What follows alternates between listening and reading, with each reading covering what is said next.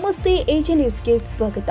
ಮದನಪುರ slum ನಿವಾಸಿಗಳ ಅಹೋರಾತ್ರಿ ಧರಣಿಗೆ ಆಮ್ ಆದ್ಮಿ ಪಕ್ಷದ ರಾಜ್ಯಾಧ್ಯಕ್ಷರು ಆದ ಮುಖ್ಯಮಂತ್ರಿ ಚಂದ್ರು ಭೇಟಿ. ಯಾದಗಿರಿ ಶಾಸ್ತ್ರಿನಗರದ ಮದನಪುರ ಸ್ಲಂ ನಿವಾಸಿಗಳ ಅಹೋರಾತ್ರಿ ಹೋರಾಟ.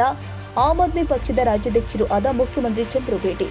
ಕಳೆದ 50 ವರ್ಷಗಳಿಂದ ಸರ್ಕಾರದ ನಗರಸಭೆಯ ಕಾರ್ಯಜಾತ ಜಾಗರದಲ್ಲಿ ಇದ್ರೂ ನಮಗೆ ಹಕ್ಕುಪತ್ರ ನೀಡ್ತಾ ಇಲ್ಲ. ಆದರೆ ಕೆಲವರು ನೀಡಿದ ಸುಳ್ಳು ಪತ್ರಗಳು ಆಧರಿಸಿ ನಮಗೆ ಹಕ್ಕುಪತ್ರ ನೀಡುವುದನ್ನ ಕೈಬಿಟ್ಟು ಅದು ಸರ್ಕಾರಿ ಜಾಗ ಆಗಿದ್ರೂ ಖಾಸಗಿ ಜಾಗ ಅಂತ ಹೇಳುತ್ತಿರುವುದು ಯಾಕೆ ಅಂತ ಮಹಿಳೆಯರು ಆಕ್ರೋಶ ವ್ಯಕ್ತಪಡಿಸಿದ್ದಾರೆ.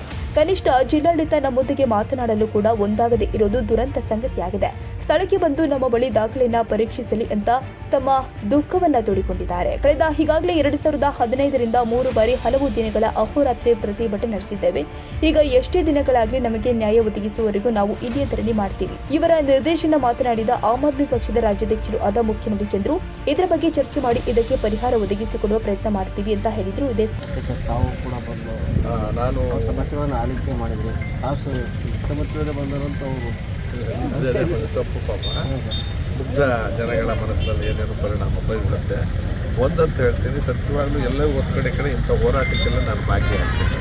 ನನ್ನಿಂದ ಸಂಪೂರ್ಣ ಬಗೆಹರಿಸೋಕ್ಕಾಗದೇ ಇದ್ರು ಕೂಡ ಅನುಕಂಪನಾದರೂ ತೋರಿಸೋಣ, ಅವ್ರಿಗೊಂದು ಮಾರಲ್ ನೈತಿಕ ಧೈರ್ಯ ಕೊಡೋದು ಮತ್ತು ಸಾಧ್ಯವಾದರೆ ನನಗೆ ಇವ್ರಿಗಿಂತ ಸುಲಭನಾಗಿ ಅವ್ರನ್ನ ಭೇಟಿ ಮಾಡೋದಕ್ಕೆ ಅವಕಾಶ ಇಲ್ಲ. ಭೇಟಿ ಮಾಡಿ ಕಷ್ಟ ಸುಖ ಹೇಳಿ ಅವ್ರಿಗೆ ತಲುಪಿದೆಯೋ ಏನೋ, ಎಷ್ಟೋ ಜನಕ್ಕೆ ಮುಖ್ಯಮಂತ್ರಿಗಳ ಗಮನಕ್ಕೆ ಸಂಪೂರ್ಣ ಬಂದಿದೆಯೋ ಏನೋ, ರೆವಿನ್ಯೂ ಮಿನಿಸ್ಟರ್ ಬಂದಿರೋ ಎಲ್ಲವನ್ನೂ ಮಾಡ್ತೀವಿ.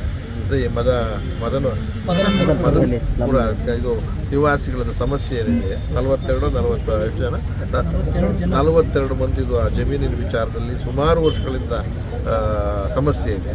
ಅದು ಯಾವತ್ತೋ ಯಾರೋ ಅಧಿಕಾರಿಗಳು ಭಾವನಾತ್ಮಕವಾಗಿ ಮನುಷ್ಯ ಸಂಬಂಧದಿಂದಲೇ ಬಗೆಹರಿಸ್ಬೋದಾಗಿತ್ತು. ಅದೇನು ದೊಡ್ಡದು ಅಲ್ಲ, 100 ಕೋಟಿ ಏನಲ್ಲ, 1 ಕೋಟಿ 3 ಗುಂಟೆನ 1 ಎಕರೆ 3 ಗುಂಟೆ ಜಮೀನಲ್ಲಿ ಅವರು ವಾಸ ಮಾಡಿದ್ದಾರೆ, ಬದುಕ್ತಿದ್ದಾರೆ, ಬಡವರು, ನಿರ್ಗತಿಕರು.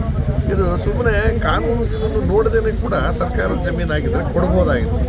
ಕಟುಕ ವೃತ್ತಿಯಲ್ಲಿ ಕಟುಕ ಪ್ರವೃತ್ತಿ ಇಟ್ಕೊಂಡು ಬದುಕ್ತಿದ್ದಾರೆ ಜನ ಅಂತಂದಾಗ ನನಗೆ ಅದಕ್ಕಿಂತ ದುಃಖ ಇರೋದು ಇಲ್ಲಿನ ಪ್ರತಿನಿಧಿ ಆಗಲಿ, ಮಾಜಿ ಪ್ರತಿನಿಧಿಗಳಾಗಲಿ, ಶಾಸಕರ ಸಂಸದರಾಗಲಿ ಸ್ಪಂದಿಸಲಿಲ್ಲ ಅಂದಾಗ ಯಾಕೋ ದುಃಖ ಆಯಿತು.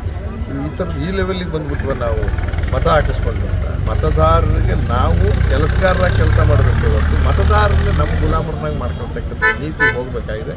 ನಾನು ಇದನ್ನು ಸಂಪೂರ್ಣ ಅಧ್ಯಯನ ಮಾಡಿ ಕೋರ್ಟ್ ನಮ್ಮ ಲಾಯರ್ಗಳ ಹತ್ರ ಚರ್ಚೆ ಮಾಡಿ ಆ 1 ಎಕರೆ 3 ಗುಂಟೆ ಏನಿದೆ ಅದು ಅವ್ರಿಗೆ ಸಿಗಬೇಕನ್ನೋಕ್ಕನ್ನು ನ್ಯಾಯ ಸಿಗಿಸೋದಕ್ಕೆ ಪ್ರಯತ್ನ ಮಾಡ್ತೀನಿ. ಒಂದು ಸಿಗದೇ ಇದ್ದು ಅದು ನ್ಯಾಯ ಅನ್ನೋ ಪ್ರಶ್ನೆ ಇಲ್ಲ. ಎಷ್ಟೋ ವರ್ಷದಿಂದ ಇಲ್ಲಿ ಕೆಲಸ ಮಾಡ್ತಿರ್ಬೇಕಾದ್ರೆ ನಾರ್ಮಲ್ಲಾಗಿ ಅಕ್ರಮ ಸಕ್ರಮ ಏನೇನೋ ಮಾಡ್ತೀರ ನೀವು.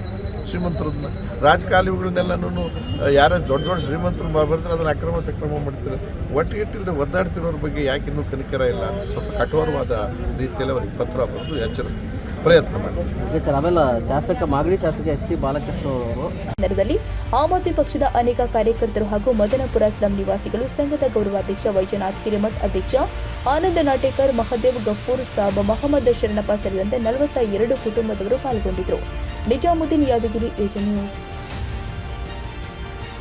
ತಾಜಾ ಸುದ್ದಿಗಾಗಿ ಎಜೆ ನ್ಯೂಸ್ 24x7ಗೆ ಸಬ್ಸ್ಕ್ರೈಬ್ ಮಾಡಿ ಮತ್ತು ಬೆಲ್ ಐಕಾನ್ ಒತ್ತಿ ತಪ್ಪದೇ ಲಿಂಕ್ ಶೇರ್ ಮಾಡಿ.